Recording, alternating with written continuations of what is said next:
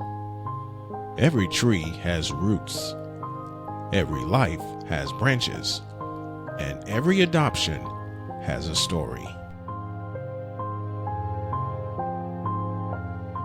Some stories begin with questions, some begin with loss.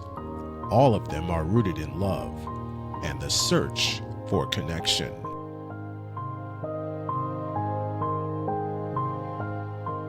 This is Janet Monroe, and this is Roots and Branches Adoption Stories, a podcast where real stories take root and grow. Because the more we share, the more we understand, and understanding helps us grow. Now, here's Janet Monroe.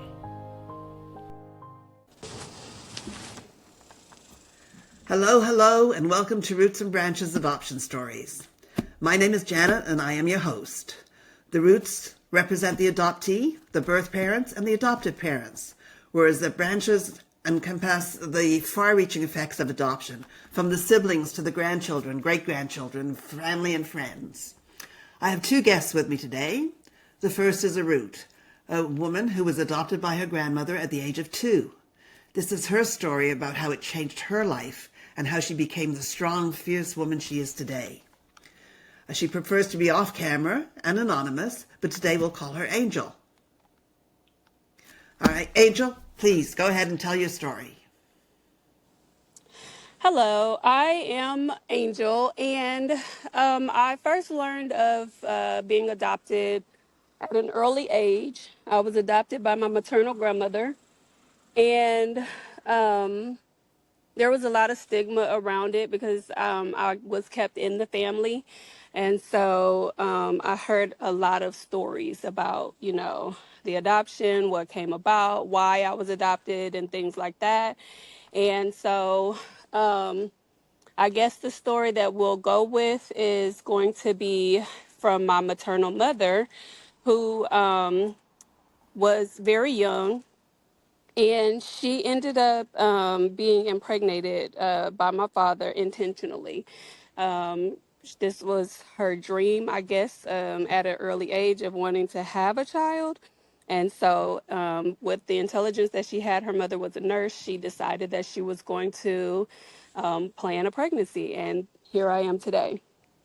Unfortunately, that left a huge mental toll on her that she's still dealing with to this day. But it also left a huge toll on me because of the place that I was put in the family. So because I was adopted, that made me my maternal grandmother's daughter. I was her youngest child. However, I had a lot of stigma behind being her daughter, and I was always often introduced as, this is my granddaughter, my first granddaughter, but I adopted her. So that went with me throughout my whole entire life. So that was something that I had to try to figure out my place in life, right? And then eventually I moved away.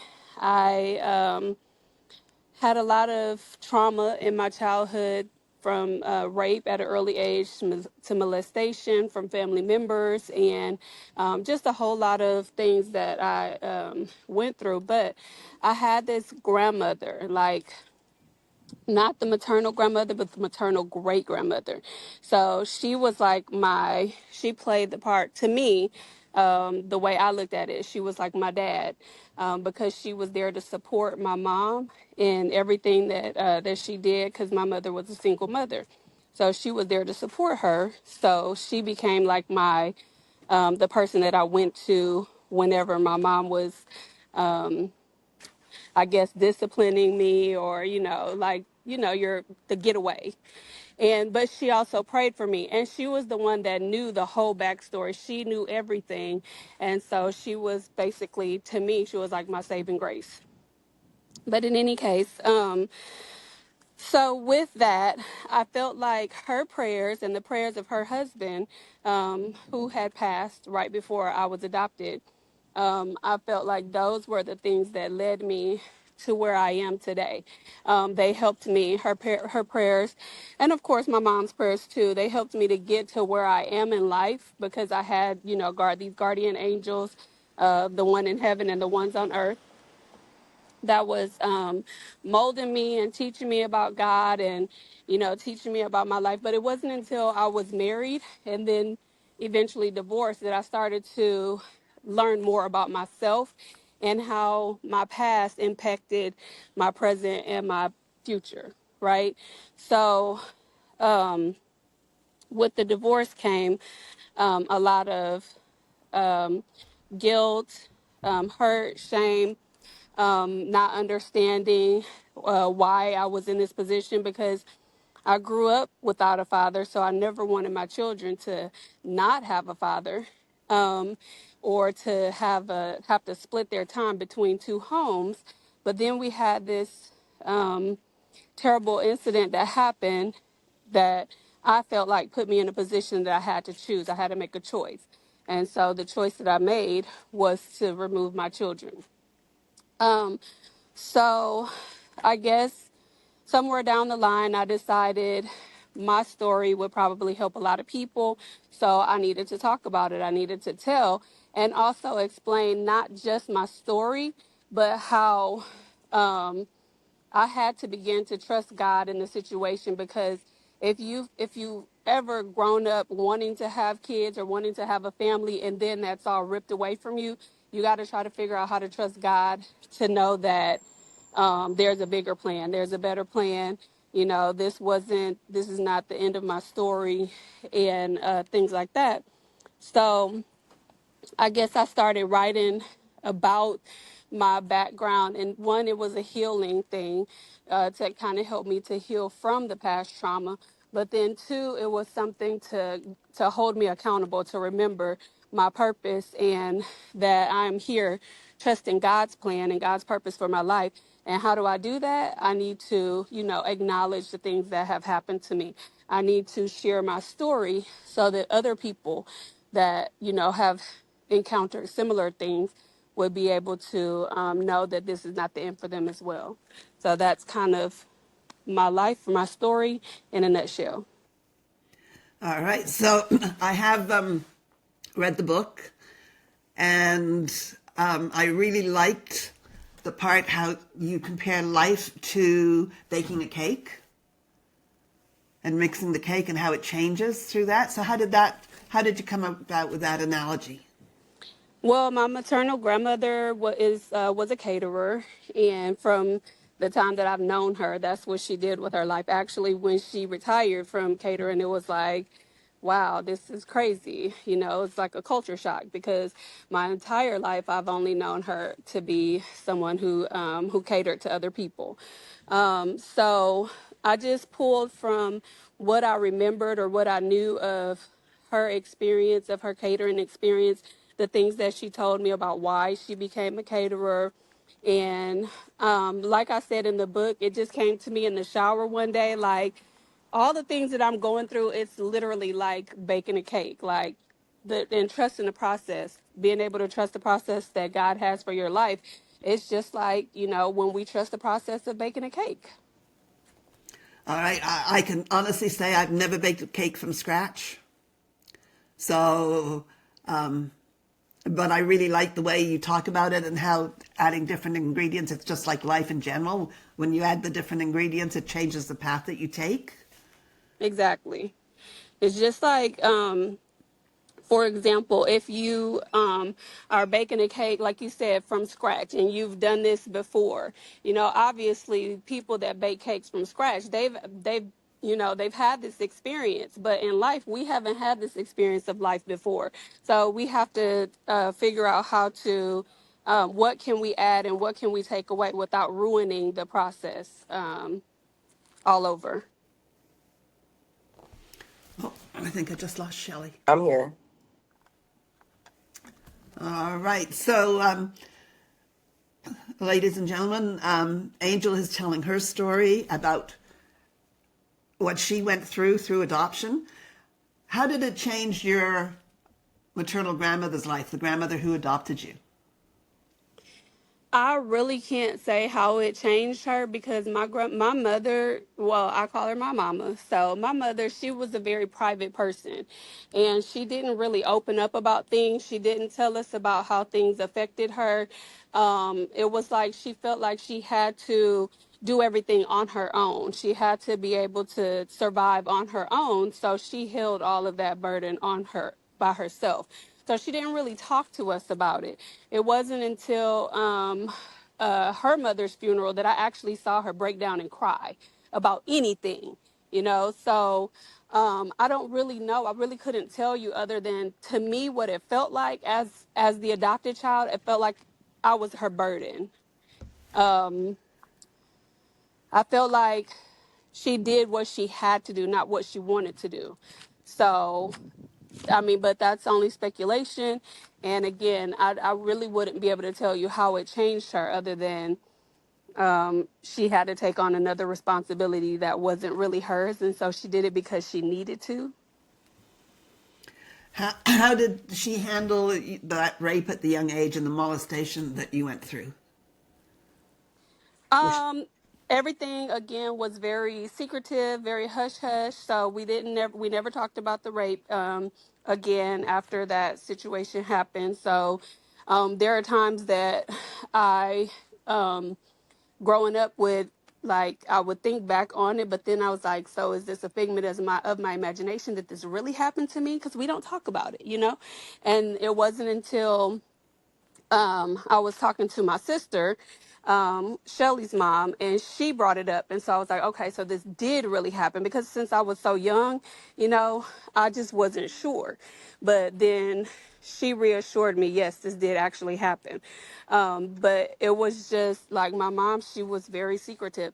As far as the molestation, she didn't know about it because she was secretive. That taught me to be secretive. So we didn't talk about those things. We didn't start talking about them until, you know, we became adults. And there are some things that I think she may have thought, but does she know? Did she know for sure? I never told her. So I don't know. what would you tell other people that are in a similar situation as you were? Talk about it. Tell. Because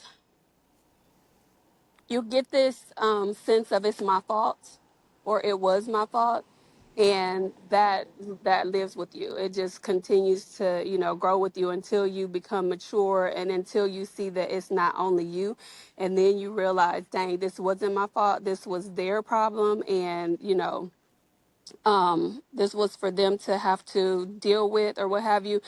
And I was in a similar situation as an adult, but with someone that's very close to me, and so I feel like if we talk about it, if we tell, or if we teach our children to talk about it and tell, then we can rehabilitate these people. Because 9 times out of 10, the person who is doing the molestation, something has happened to them. And I was just speaking with my niece about this the other day. I was telling her that what if it was my son, you know, that molested somebody? I'm not just going to throw him away. I want him to be rehabilitated. But when we sweep it under the rug and we don't tell people about it, it gives them permission to continue to do it over and over again. When you bring it to their face, that's when they're allowed or able to get the help that they need, you know. And so anybody in the situation, I know it's difficult. It is extremely difficult, but talk about it. Tell somebody, because at the end of the day, these are human beings. This is somebody's son. And, you know, they don't want to give their child away. And of course, you have monsters out there, people that are, you know, they just do it just because. But then you also have people that are hurt, and hurt people hurt people. And so if there's an opportunity or a possibility to rehabilitate somebody from something, you know, as egregious as that, do so. Because as a woman of God, as a Christian woman, God doesn't throw us away. I mean, he used all of the terrible people in the Bible, you know, all of the things that they did. He used them with all of their sins. He can use these people as well. But again, it can't be addressed if you don't say anything. And it just gives them permission to continue to do the same thing over and over. I know there is a Facebook site called Adoption Sucks. And there is a lot of people on that site that weren't happy with their adopted, what happened through their adoption. I think your story would make a difference to them. So if you could get on that site and maybe put your story in and how you trusted the process and came through it, I think that could make a difference to a few people on that site. It's just one place to help people that have been through Awesome. things similar to you. Yeah.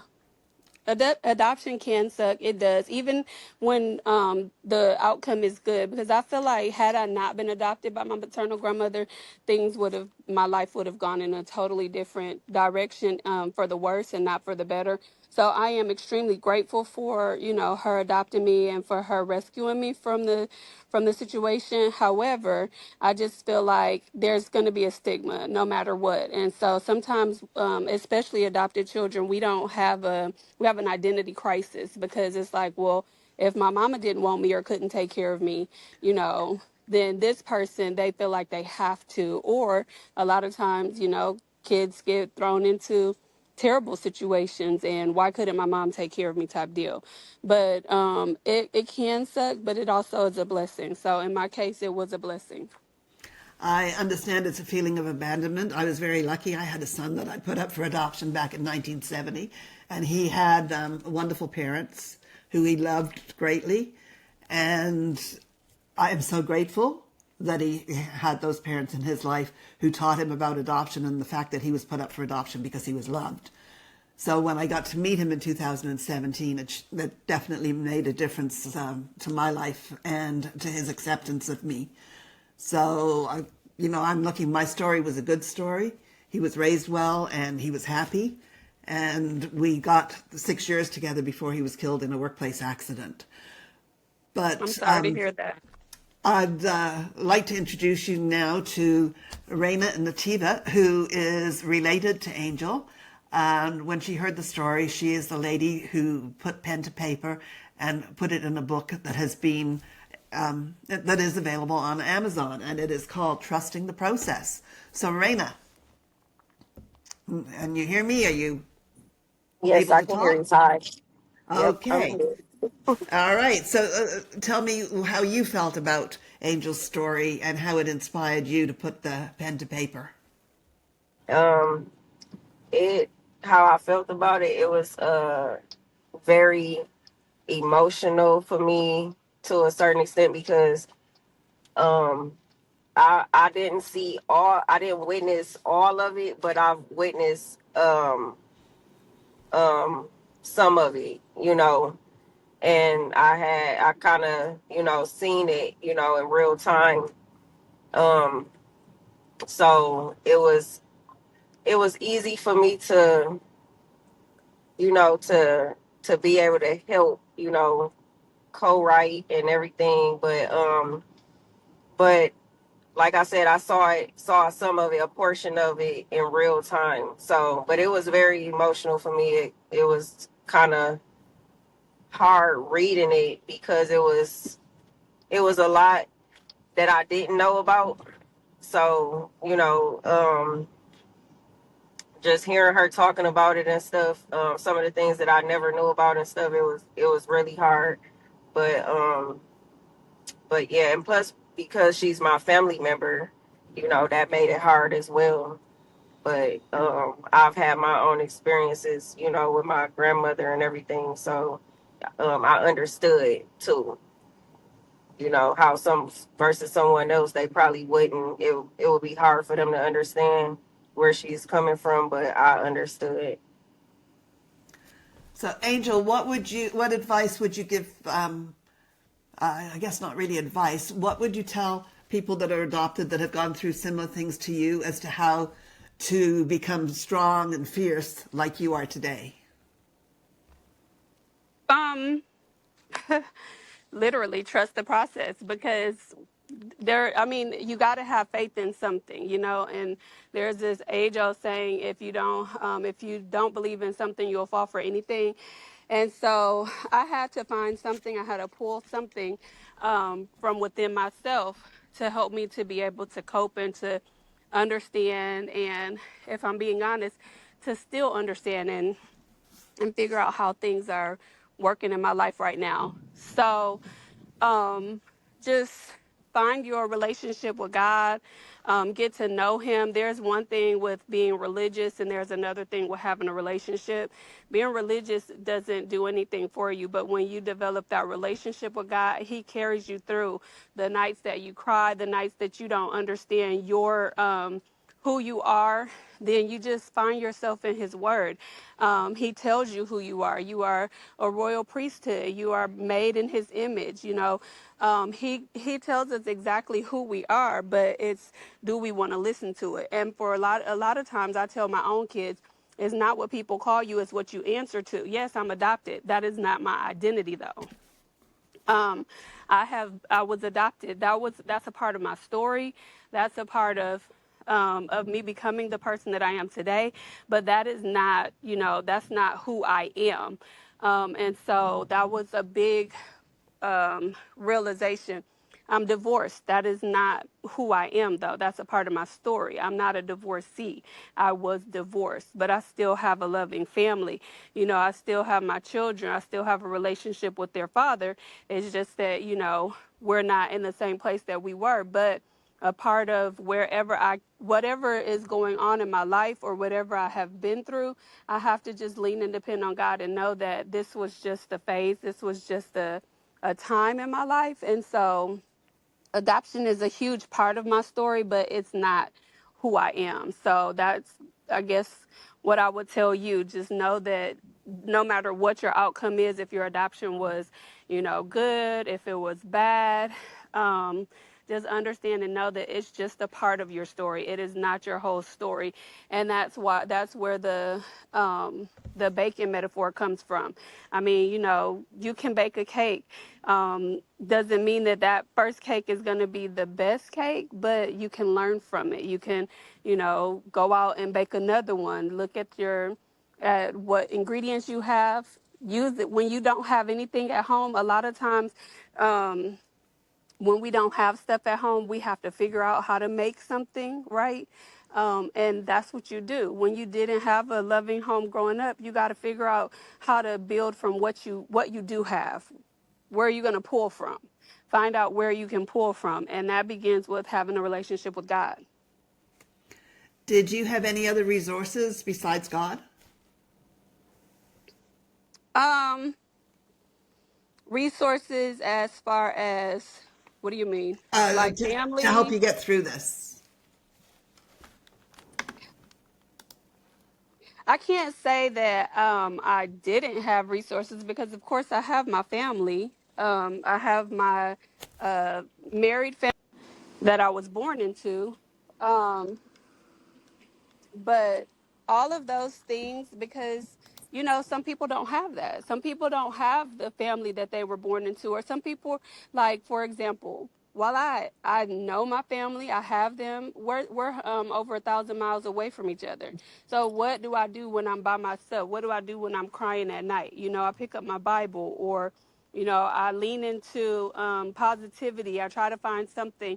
And of course, I have friends, but at the end of the day, you can talk to your friends till you're blue in the face, but the Bible says to cast all your cares on Him. And so, while there are, you know, counselors, and there are people that you can talk to, everybody won't understand your story. So, but the one person who will understand your story is God, the one who wrote it, the author and the finisher. So, you know, that's what I truly believe. That's where I am. So, All right, thank you. Reina, would you like to add anything? No, I think she said it all. She gave a thorough, you know, um, raw experience, and you know, that's just it. And how she kept her sanity, right? So, ladies and gentlemen, this is the book called Trusting the Process. It's available on Amazon. And if you'd like to read more about Angel's story and how she survived and got through life to where she is today, please pick up this book. Thank you very much for being here. See you next Thank time. you.